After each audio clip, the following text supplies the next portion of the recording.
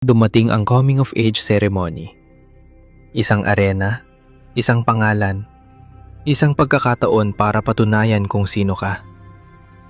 At sa araw na yon, hindi naging Paxley si Gusion, naging bagyo siya. Habang ang iba ay nagchant ng spells, siya ay sumayaw sa pagitan ng mga patalim. Mabilis, magulo, malaya. Isa-isa niyang pinabagsak ang mga mage na dapat sana'y mas malakas sa kanya. At sa huli, tinamaan niya ang rebulto ng kanilang ninunong si Valentina.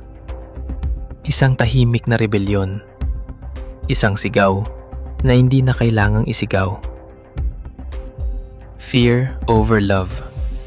Ang motto ng kanilang pamilya. At sa unang pagkakataon, may sumuway dito. Galit ang mga elder. Handa silang patayin si Gusion. Dahil sa House Paxley, mas mahalaga ang pangalan kaysa dugo. At doon, tumayo si Aemon. Tahimik, malamig, tulad ng dati.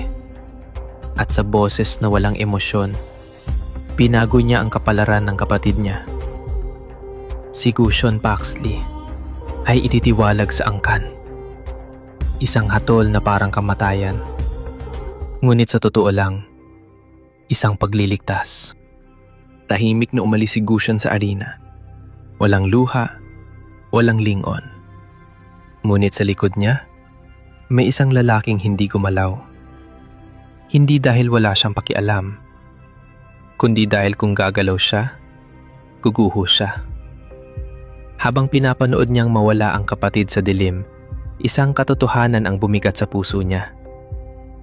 Minsan, ang pagmamahal ay hindi paghawak, kundi pagpapakawala.